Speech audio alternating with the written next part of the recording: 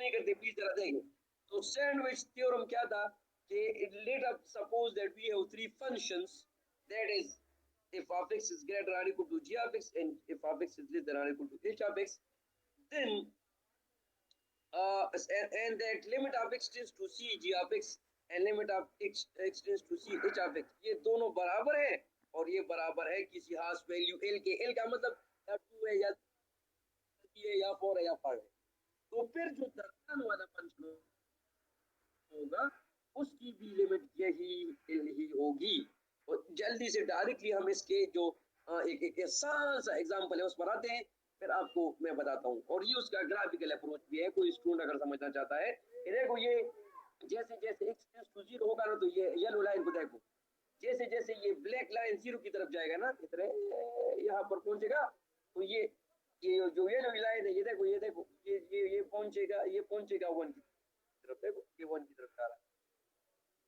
और सिमिलरली अगर इस साइड से हम देखें तो ये भी जो है ना, जैसे जैसे x की वैल्यू 0 की तरफ अप्रोच कर रही है, तो ये येलो लाइन जो है ना वो तरफ 1 की तरफ अप्रोच कर रहा है। सिमिलरली इस रेड लाइन को देखिए, ये रेड लाइन तरफ देखो देखो देखो देखो ये किस तरफ, किस वैल्यू की तरफ आ रहा है, y की किस वैल्यू की तरफ आ रहा है, देखो देखो देखो देखो ये 1 की तरफ आ रहा है। सिमिलरली इस तरफ को देखो, और ये बीच वाला जो फंक्शन है जो इसकी बीच में है, सो ये भी देखो लेफ्ट साइड से और राइट साइड से, ये लेफ्ट साइड से और ये राइट साइड से, देखो ये 1 की तरफ आ रहा है। तो यही जो है ना ये ग्राफिकल अप्रोच है समझाने का जो है ना सैंडविच थ्योरम को। और ये जो है ना वो एक एक एग्जांपल से है, apply the sandwich theorem and given that ये एक फंक्शन है, ये एक जो यू ऑफ एक्स फंक्शन है, हमें पता नहीं कौन सा फंक्शन है, लेकिन कोई फंक्शन है जो इन दोनों के बीच में है, 1 minus x square by 4 and 1 plus x square by 2 के बीच में। तो आप जब limit of x tends to 1 x tends to 0, limit of x tends to 0 इस पर अप्लाई कर दो, ये पॉलीनोमियल है, पर डायरेक्ट अप्लाई कर दो x की जगह 0, आंसर आ जाएगा 1। फिर ये भी पॉलीनोमियल है, इसमें भी डायरेक्टली x की जगह 0 पुट करो, आंसर आ जाएगा 1। ये भी 1 है, ये भी 1 है, तो ये भी 1 साइड 1 की तरफ अप्रोच कर रहा है, ये भी 1 की तरफ अप्रोच कर रहा है। तो जो इसका बीच वाला है फंक्शन u ऑफ x, इसकी भी लिमिट x टेंड्स टू 0 वो होगी 1। तो डायरेक्टली कहां से हमने पढ़ा, कहां से हमने सीखा, कौन से थ्योरम की हम जो है ना रेफरेंस थे, सिर्फ लिख के by the help of the sandwich theorem we say that limit of x tends to 0 u of x is equal to 1। और ये इसका ग्राफ है, ये 1 माइनस एक्स स्क्वायर बाय 4 का ग्राफ है, और ये 1 y is equal to 1 plus x square by 2 का ग्राफ। तो ये देखो ये पैराबोलाज है, और 1 माइनस एक्स स्क्वायर है तो ये नीचे की तरफ है, 1 प्लस एक्स स्क्वायर है तो ये ऊपर की साइड। यहाँ से ये भी पता चल जाएगा कि जब भी एक्स स्क्वायर का जो कोएफिशिएंट होगा वो पॉजिटिव होगा, तो ये parabola toward the upper side open होगा, और जब एक्स स्क्वायर का कोएफिशिएंट नेगेटिव होगा तो ये पैराबोला नीचे साइड पर जो है ना खुलेगा। ठीक है, सिमिलरली एक और रिजल्ट जो कि और भी इंटरेस्टिंग है, सर ये एप्लीकेशन। जी जी जी, हम डायरेक्ट एक्सरसाइज पर जाते जी। सर ये फंक्शन दोबारा लाए, कौन सा वाला फंक्शन? ऊपर अभी जो आपने किया ये वाला सर, इसमें लेस देन और ग्रेटर देन का क्या है? तो फिल कर जी जी जी जी लेस देन जी। और ग्रेटर देन का क्या है सर? ये है कि अगर एक फंक्शन है जो जी ऑफ एक्स से जो है ना वो बड़ा है और एच ऑफ एक्स से छोटा है, मैं जरा बता दूं, ठीक है जरा देख तीनों बता लेता हूं कि आपको समझ आए। ये एक फंक्शन है जो कि छोटा है एक्स स्क्वायर, और डोमेन जो है ना हमने इसका रखा है पॉजिटिव रियल नंबर्स। ठीक है, पॉजिटिव रियल नंबर्स है, सिर्फ पॉजिटिव इसकी रियल नंबर। क्या आप इसके साथ एग्री होते हैं मेरे साथ कि ये ट्रू है कि x square greater or equal to x है और x square less than or equal to x cube है? क्या मेरे साथ इस बात पर मुतफिक है? Yes sir. सर ये तो फंक्शन तो कैसे ग्रेटर आर इक्वल टू सकते हैं? No sir. आप अगर इसमें x की जगह 0 पुट करोगे और इसमें भी 0 पुट करोगे और इसमें भी 0 पुट करोगे तो तीनों को तीनों आंसर सेम नहीं आएगा। अगर Yes, इसमें sir. 1 पुट करोगे, इसमें 1 पुट करेंगे, इसमें 1 पुट करोगे, फिर भी इक्वल आ जाएगा। लेकिन अगर इसमें 3 पुट करोगे और इसमें भी 3 पुट करोगे और इसमें भी 3 पुट करोगे तो फिर लेस देन आएगा।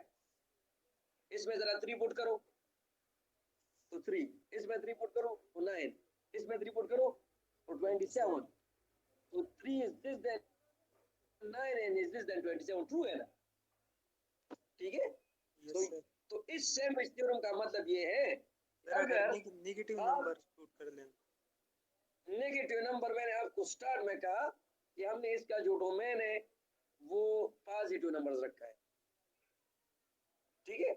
क्योंकि हमने जो है ना अगर नेगेटिव नंबर रखेंगे तो फिर ये वो खराब हो जाएगा, फिर तो ये इक्वेशन ये इनइक्वालिटी ट्रू नहीं होगी। इस सैंडविच थ्योरम में तो पहला शर्त ये है कि सपोज दैट अगर ये होगा तब हो, अगर ये इनइक्वालिटी होगी पूरी तो फिर जो है ना ये सैंडविच थ्योरम आप अप्लाई कर सकते हैं, ठीक है। यस सर समझ रहे? सर तो और ये ये इसी वजह जी और इसका ग्राफ कैसे बनाया इन लोगों ये तो जर्नल ये बीच वाला जो है ना ये तो 1 + x² का ग्राफ बनाया गया है डिस्मोस से, और ये 1 - x² का ग्राफ बनाया है 1 - x²/2 4 का ग्राफ बनाया है डिस्मोस से, और ये बीच वाला कोई जर्नल लिखा है, इसका कोई बताया नहीं है लेकिन जर्नल ही लिखा है बस।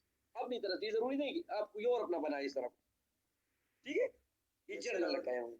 यहाँ लिखा है x अच्छा। नॉट इक्वल टू 0 और आपने x 0 पुट कर लिया। कहाँ पर?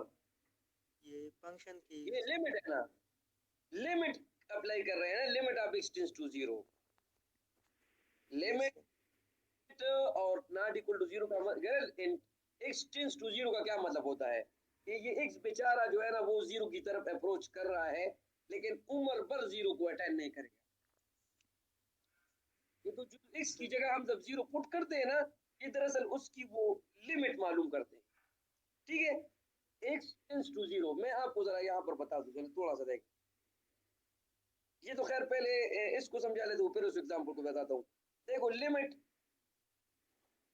x टेंड्स टू 0 या x टेंड्स टू 1 भी आप कर सकते हैं, 1 अब x किसके बराबर होता है 1 के ना, है नहीं? यस सर और लिमिट ऑफ ये क्या हुआ,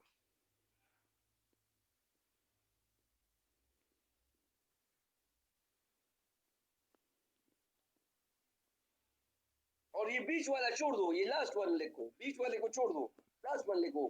जब आप इस पर भी limit of x tends to 1 apply करोगे x क्यूब पर तो इसका आंसर क्या आएगा 1 1 ही आएगा। यस सर और हमें मालूम करना है बीच वाले का, हमें मालूम करना है बीच वाले का मिडिल वन।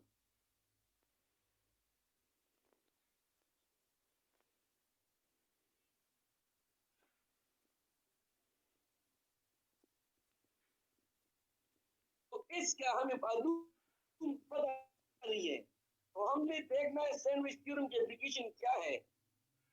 आप इसकी लिमिट देख ले और इसकी लिमिट देख ले, अगर दोनों बराबर हो, अगर ये दोनों बराबर हो, इसकी लिमिट x टेंड्स टू 1 और इसकी लिमिट x टेंड्स टू 1, ये अगर बराबर हो तो बस ये बीच वाले की भी लिमिट वही हो, ये बीच वाले की भी वही लिमिट होगी। देखो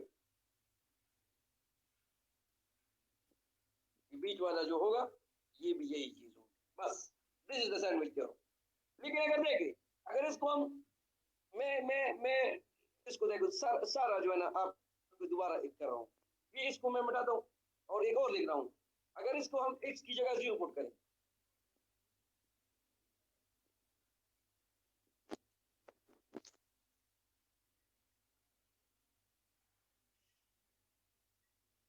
तो फिर ये किसके बराबर होगा, क्योंकि ऊपर वाले दोनों सेम है ना।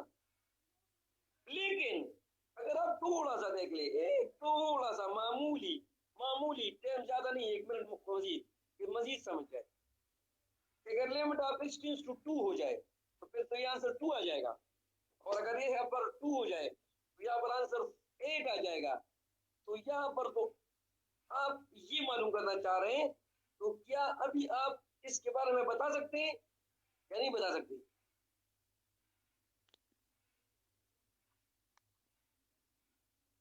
जी बता सकते हैं या नहीं? No sir. इस रूल की मदद से नहीं बता सकते। सैंडविच थ्योरम कहता है कि ये दोनों लिमिट्स बराबर होंगी तब आप जाकर ये कर सकते हो। ठीक है, तो वो हम ऑर्डिनरी और मेथड से कर सकते हैं, लेकिन इस जो सैंडविच थ्योरम की एप्लीकेशन है उससे नहीं कर सकते। सैंडविच थ्योरम यहाँ पर हम अप्लाई नहीं कर सकते। सिंपल इज दिस बस, एक्सक्यूज मी सर। क्योंकि यहाँ पर लिमिट 2 है। क्या मतलब जी? सर तो फिर इसमें ये लेस देन और ग्रेटर देन क्यों लिखा गया है यार? तो कभी कभार ये बराबर होता है, कभी कभार ये जो है ना छोटा और बड़ा भी होता है ना। देखो x और x स्क्वायर और x क्यूब जो मैंने आपको बताया, ये x इज इक्वल टू 0 पर और x इज इक्वल टू 1 पर तो बराबर है। लेकिन जब आप कोई और वैल्यूज ले लेंगे, मिसाल 2 3 4 5 6, तो उस पर तो ये फिर लेस है। ठीक है, x will be less than x square and will be x less than x cube. देखो 0 लेंगे या 1 लेंगे तो ये बराबर है। x is equal to 0 is equal to 0 is equal to 0। अगर आप 1 लेंगे तो 1 is equal to 1 is equal to 1। लेकिन अगर आप 2 लेंगे तो फिर ये इक्वल नहीं होगा, फिर ये लेस होगा। 2 is less than 2 square is less than 2 cube. अगर आप 5 लेंगे तो 5 is less than 5 square is less than 5 cube, वो फिर इक्वल नहीं होगा। ये देखो इसकी जो डिफिनेशन है ना, ये किसे कहते हैं यार? इसको जरा नोट कर लेना। ये बराबर है, ये किसके बराबर है? ये इसको हम कहते हैं less than or equal to. Less than or equal, इसका क्या मतलब है? या तो लेस होगा, और अगर लेस नहीं है तो फिर क्या होगा? सर इक्वल होगा। सर तो इसमें तो इन कोई दोनों भी में से पॉजिटिव नंबर हम डाल दें ये सही ही आएगा, मतलब ट्रू है सारे पॉजिटिव नंबर्स के बिल्कुल लिए।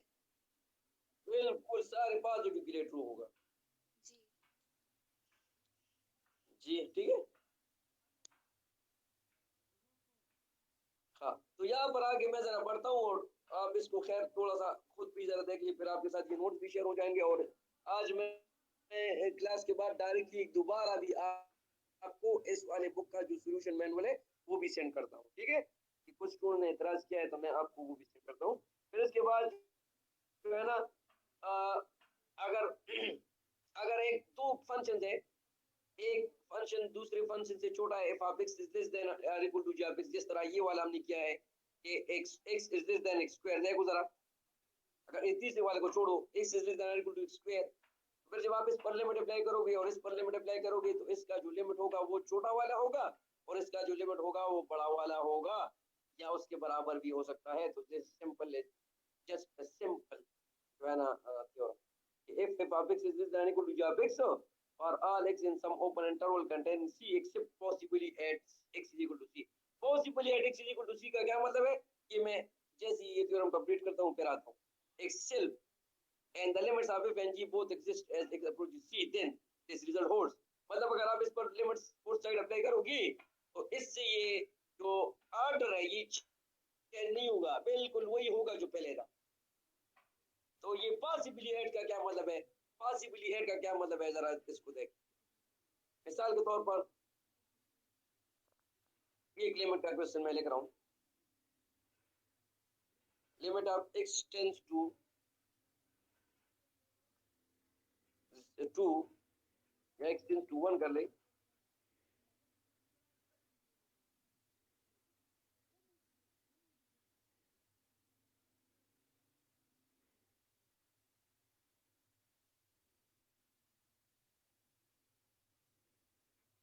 Square minus 1 divide by x minus 1। थोड़ा सा देख ले यार, सर सीरीज को देख कि जब आप x टेंड्स टू 1 करोगे ना तो यहाँ पर 1 माइनस 1 इज 0। इस फंक्शन का डोमेन जो है ना, इस वाले फंक्शन का जो डोमेन है उसमें 1 सिरे से शामिल भी नहीं है, उसमें शामिल ही नहीं है। इसका x इक्वल टू 1 पर आंसर नहीं है मालूम, फिर भी उसका हम जो है ना लिमिट ले रहे हैं। हम दरअसल देखना चाहते हैं कि ये x की वैल्यू जब 1 के बहुत ज्यादा करीब होगी ना, तो ये x minus square minus 1 divide by x minus 1 ये जाएगा कहां पर, कि किस वैल्यू की तरफ अप्रोच करेगा। एग्जिस्ट तो नहीं करता, लेकिन हम अप्रोच देखना चाहते हैं। ठीक है, हम अप्रोच देखना चाह रहे हैं कि ये तो x इज इक्वल टू 1 पर तो डिफाइंड ही नहीं है, x इज इक्वल टू 1 इसके डोमेन का हिस्सा ही नहीं है, लेकिन हम उसकी लिमिट मालूम कर रहे हैं कि इस पर लिमिट x टेंड्स टू 1 जब हम अप्लाई करेंगे तो उससे हमें क्या शो होगा कि ये वैल्यू, ये फंक्शन किस नंबर की तरफ अप्रोच कर रहा है। तो जरा देखें, यहां पर दोबारा मैं बताता हूं कि एक्सेप्ट पॉसिबली एट सी, के मतलब सी x इज इक्वल टू सी पर ये मालूम हो भी सकता है और नहीं मालूम हो सकता। हमारे एग्जाम्पल अगर हम इस तरह कर ले तो फिर जो है ना, अभी ये पूरा का पूरा function x is equal to 1 पर जो है ना वो डिफाइंड है। तो लिहाजा आप डायरेक्टली इसमें x इक्वल टू 1 पुट कर लो, बस बात खत्म।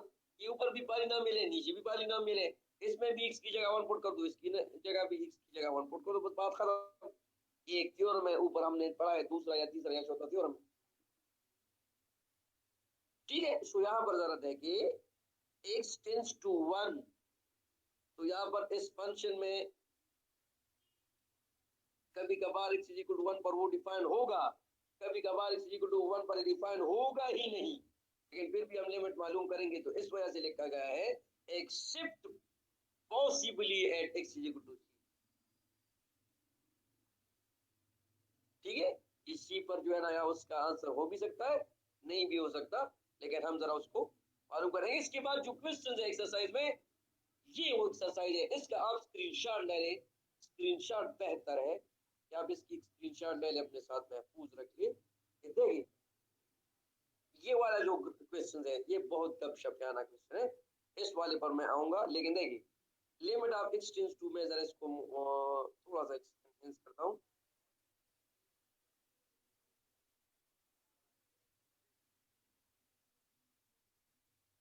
ये जो सारे के सारे क्वेश्चन है ना, तो इसमें देखिए हम देख पहले इसमें पुट करेंगे directly x tends to -7, directly x tends to -7 पे पुट। तो अगर आंसर आ गया तो बस हमारा आंसर सॉल्व। तो क्वेश्चन नंबर 1 में भी डायरेक्ट 2 3 4 5 6 7 8 9 10 11 12 13 14 14 तक, बल्कि 15 तक, बल्कि 16 तक तमाम सवाल जो है ना डायरेक्टली इस लिमिट की वैल्यू को पुट करो, बस h tends to 0, h is equal to 0 इसमें पुट। तो बन जाएगा 3 divide by 3 plus 1 4, 4 under the root 2 के बराबर है, तो 3 डिवाइड बाय 2 प्लस 1, जो कि ऑलरेडी आप जो है ना सॉल्यूशन मैनुअल निकाल के भी सॉल्व कर सकते हैं। ठीक है, इससे हेल्प ले सकते हैं, ये हिंट्स है, ये पूरी की पूरी सॉल्यूशन नहीं है। जिस तरह आप जो है ना सॉल्यूशन के पीछे अक्सर ये देखो, ये अगर किसी को मालूम ना हो तो इधर से भी आ सकता है। ये चैप्टर नंबर 2 और चैप्टर नंबर 2 में ये चैप्टर 2 है, तो देखो डायरेक्टली ये 2.1 है और 2.1 नीचे जरा जाए, ये 2.2 में हमें भी पढ़ रहे थे। सर जी इसमें एक क्वेश्चन आप भी हेल्प कर दिया हमें। सारे कर रहे हैं, जरा देखिए, ये देखो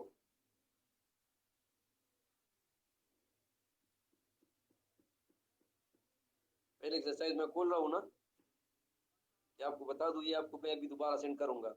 ठीक है, ये 2.2 देखो, ये सॉल्व है, देखो है ये सॉल्व है, बट डायरेक्टली आप limit of x tends to -7 इस वाले में फन पुट करिए, बस आंसर आ जाएगा। ये x टेंड्स टू 2 पुट कर दे इस फंक्शन में, तो x की जगह 2 पुट कर दे तो -2 स्क्वायर प्लस 5 × 2 -2, तो ये आंसर आ गया। लेकिन जो सवाल कर रहे हैं वो मैं करूंगा। क्वेश्चन नंबर 17 को जरा देखिए, क्वेश्चन नंबर 17 को मैं इधर लिख रहा हूँ।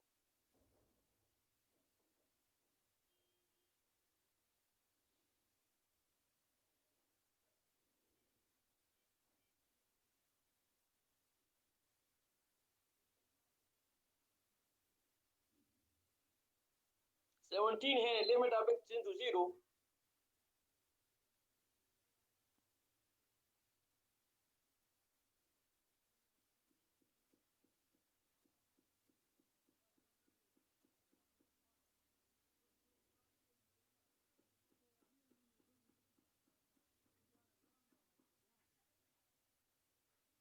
ये है 3h प्लस 1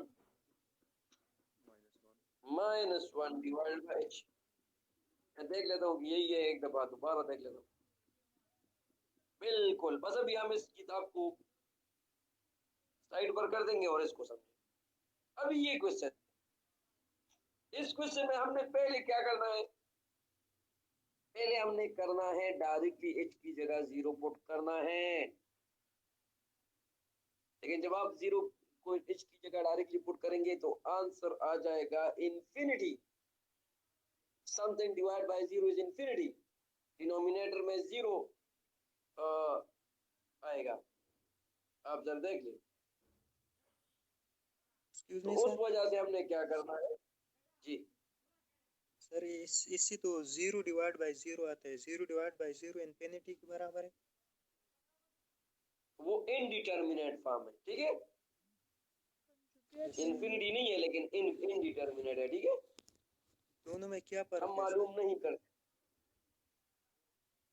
एक इनडिटर्मिनेट है और एक इंफिनिटी है। Something divide by 0 is infinity, और 0 डिवाइड बाय 0 0 की power 0, infinity divide by infinity infinity की पावर 0 0 की पावर इंफिनिटी। ये सारी की सारी इनडिटर्मिनेट फॉर्म्स है, जो भी हम लिमिट्स के क्वेश्चन उससे सीखेंगे, लेकिन जब हम एल हॉस्पिटल रूल इंशाल्लाह सीखेंगे, ठीक है। तो यहाँ पर 0 बाय 0 फॉर्म है, तो लिहाजा ये इनडिटर्मिनेट फॉर्म है। तो इसको हमने जो है ना यहाँ पर with the help of rationalization को सॉल्व करना, ठीक है। तो ये नीचे डिनोमिनेटर में 0 है, तो जब डिनोमिनेटर में 0 आ जाएगा तो हमने फिर सहारा लेना है, या एक हमने या तो फैक्टराइजेशन का सहारा लेना है, और या फैक्टराइजेशन अगर पॉसिबल नहीं है तो फिर हमने रैशनलाइजेशन का सहारा लेना है। दोनों में मतलब एक फैक्टराइजेशन है और एक रैशनलाइजेशन है, दोनों आपने प्लीज याद रखने हैं कि पहले अगर फैक्टराइजेशन से काम हमारा हो सकता है तो हम फैक्टराइजेशन की तरफ जाएंगे, फैक्टराइजेशन की तरफ हमारा काम ना हो सके तो हम फिर जाएंगे उसकी तरफ, रैशनलाइजेशन की तरफ। तो यहाँ पर हम रैशनलाइजेशन की तरफ जा रहे हैं। तो रैशनलाइजेशन किसे कहते हैं, इसको हम जी सर ये रैशनलाइजेशन में हम जो कंजुगेट लेते हैं ना, हाँ जी हाँ बिल्कुल, ये कंजुगेट है, इसका हमने तो कंजुगेट कंजुगेट में लिया तो है, हम कह रहे हैं कि इसके इमेजिनरी। कंजुगेट से मल्टीप्लाई करेंगे और इमेजनरी को बस छोड़ दे, इमेजनरी हमारे कोर्स का हिस्सा नहीं है। इमेजनरी भी हमसे कर सकते हैं, 1 प्लस आयोटा का 1 माइनस आयोटा होगा, ठीक है। Yes sir. इमेजनरी का आपने यही बताया ना, इमेजनरी दरअसल हमारे कोर्स का नाम है कैलकुलस या रियल एनालिसिस। रियल एनालिसिस में हम आयोटा वगैरह को नहीं पढ़ते, सिर्फ स्टूडेंट्स को पहले क्लास में बता देते हैं कि इंट्रोडक्शन टू द नंबर्स में बता देते हैं कि ये एक आयोटा है अंडर द रूट -1, और इसके लिए अपना एक पूरी की पूरी जो है ना कहानी है, पूरा का पूरा सब्जेक्ट है जिसको हम कॉम्प्लेक्स एनालिसिस कहते हैं, कॉम्प्लेक्स सिस्टम्स, कॉम्प्लेक्स वेरिएबल्स, उसमें हम पढ़ते हैं। यहाँ पर जो है ना कंजुगेट अगर होंगे वो भी रियल के होंगे, ठीक है, और अगर जो है ना हम कुछ और करेंगे तो वो भी रियल ही नंबर्स ही होंगे, ठीक है। तो ये हमने इस वाले वैल्यू को, हमने इस वाले को कंजुगेट से मल्टीप्लाई एंड डिवाइड किया। अभी हम ये क्यों कर रहे हैं, हम कोशिश करना चाहते हैं कि ये इस पे तरीके से खत्म हो जाए, क्योंकि जो मसला है वो इसी ने बनाया है। डिनोमिनेटर में ये h 0 है, मतलब ये h है, तो उसको हम जब 0 पुट करते हैं तो इससे मसला बनता है।